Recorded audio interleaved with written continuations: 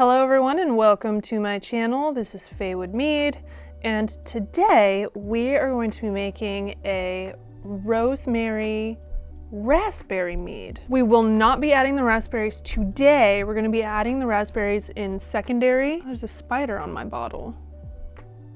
What are you doing? Hang on, y'all. Spider SOS. This is a basement. There are baby spiders everywhere. Literally, like, okay, anyway. Raspberry rosemary mead.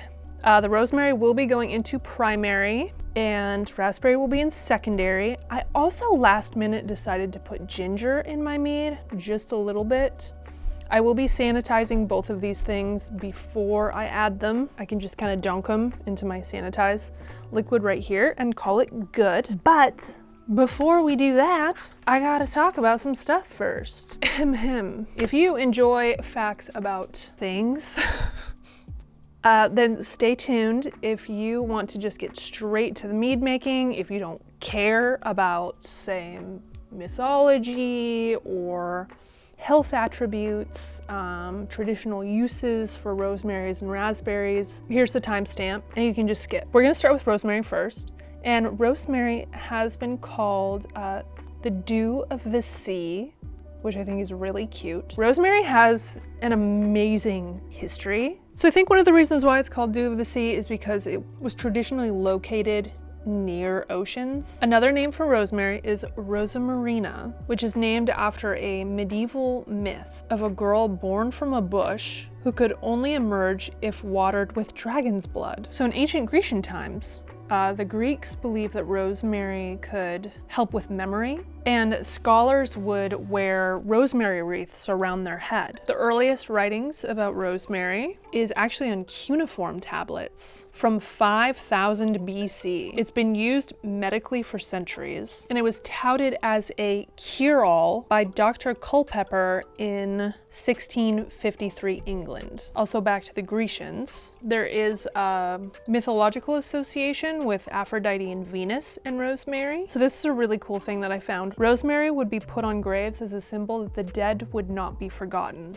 So tying back into good memory. And I found this poem by a man named George Sewell from 1687 to 1726. And it goes like this. All must be left when death appears, in spite of wishes, groans, and tears. Not one of all thy plants that grow, but rosemary will with you go. So traditionally they would bury the dead with rosemary. I think this was an English thing. It's also used widely in wedding ceremonies, whether worn by the bride, given as a gift, even laid on wedding beds. A French legend says, if a man didn't like the scent of rosemary, that he would be an inferior lover. And then I will talk about raspberry right now, even though we are not adding it yet, just because, I don't know, the first mead episode is always when I cover all of this kind of stuff, so it's going to continue on with raspberry now. So raspberries are tied to Greek legend. So there are two different legends associated with the discovery of raspberries. One is that the Grecian gods from Olympus discovered them on Mount Ida while they're just wandering around. Other one is that baby Zeus's nursemaid, who was a nymph named Ida, had pricked her finger over white raspberries and her drops of blood turned them red. Either way, it's kind of cool. I think I like the nursemaid version best. I don't know, it's a little gruesome. Her blood forever dyed raspberries red. Okay. In the Middle Ages in Europe, raspberry was used as a women's tonic, and around that same time, it was added into a lot of Christian artwork as a symbol of kindness. Native Americans used raspberries for women, again, to soothe labor pains and ease nausea. So where raspberries came from, it was believed that prehistoric people brought them over from Europe by the Bering Strait into North America, because there are raspberries kind of naturally found in both places, but they're native to Europe. They're not native here. I don't really know how they figured that out. Yeah, so raspberries have been a part of the human diet since Paleolithic times, which is pretty incredible. So I just kind of dip my ginger in the sanitizer. I don't know. I did not measure this. I don't know how much this is. I'd say like an ounce, probably. maybe 2 at the most. And I'm using Lalvin 71B. I'm gonna put a half packet of yeast and just let that warm up, do its thing. This water's still pretty warm. I heated it up in order to melt the honey. Probably gonna need to mix it quite a bit still. Maybe I should do that now. Ugh. Feels pretty warm to me. Should probably add some water. All right, probably gonna have to shake some more in a little bit. You wanna add quite a bit of oxygen into your mead because it helps the yeast reproduce. So the ingredients, I'm just kind of winging this, to be honest. I wanted to use rosemary. This came from my cousin's garden. She's just got this amazing rosemary bush. I looked to see what kind of recipes there are. And rosemary is classically used in like historical recipes, but usually it's paired with lemon, like a rosemary lemon mead. I didn't really want to do that. I am gonna end up adding lemon juice into secondary.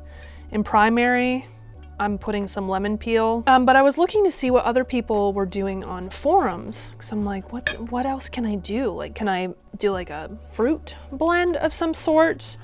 And then I heard someone, or I didn't hear them, I saw someone mention raspberry rosemary, and I was like, I have an actual like scrapey thingy, but I don't know where it is right now. This isn't necessarily zested, but it's lemon skin, and I'm gonna put it in. How much is that, you say? I don't know. So I'm putting some lemon peel in primary, putting the rosemary in primary. I'm going to add some Fermade O, Fermade K. I'm adding some Fermade. I'm gonna shake this some more.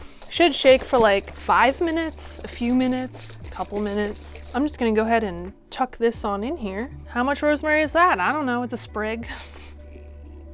Uh-oh. Mayday, I made a mistake. Oh, brother, I wasn't thinking. There's like no headspace. All right, what is this? It's close to 1.100. It's like just barely over 1.100. See, so this is more like where I should have ended, but I didn't. I'm gonna pour this in here. I might have to like not pour the rest of this in and say bye-bye, which makes me very sad. I've never done a blow-off tube. I wanna tuck this rosemary down more. I don't like that it's like poking out, you know? Let me shake this more. Y'all, I'm kind of a mess. I don't know. I did not like think through my process today. And then I just kept pouring water and I was thinking, I'm just gonna fill it right up. I was like, wait a minute. You don't do that though. I didn't bring a teaspoon down here. I'm just gonna put some in. It's a mistake. Okay, no, it wasn't. It's fine. It's fine. It's fine. Everything's fine. Made a mess. I am a mess. Well, I'm sad to say this is not going anywhere. This is so full that if I re-add all that liquid, there will be no space. There's nothing I can do about that. So I'm just gonna end up drinking it. It's just like honey water. That was nice honey. I used Dutch Gold, by the way. Yeah, I got a 60-gallon Dutch Gold, like classic Clover Honey. I used Clover Honey in this. I wanted something that was just very neutral, that wouldn't add like really distinct flavors like the way that Orange Blossom Honey does. If I were making another mead right now, then I would totally just save that sugar water for it, but I'm not, so. All right, now this is going to sit and hang out and ferment and just do its thing. I do plan on like stirring it a couple times a day, every day for a while. Well, I hope that you enjoyed this video. Stay tuned for part 2 when we rack this and see how it's doing and add the raspberries. I'm very excited for this. Pretty experimental for me. I mean, every mead is an experiment, honestly, but this is the first time that I've used ginger or rosemary, you know, made more of like a metheglin type of mead, even though it's gonna be like a metheglin melomel kind of thing in the end. So it's pretty exciting. I'm stoked. In the comments, let me know, have you made a rosemary mead? What did you decide to do with it? How did yours turn out? I would like to know. There are so many different combinations of spices and fruits and things like that that, you know, it's part of what makes mead making really fun. or just all the possibilities of ingredients. So yeah, let me know. And thank you so much for watching, and I'll see you next time. Bye.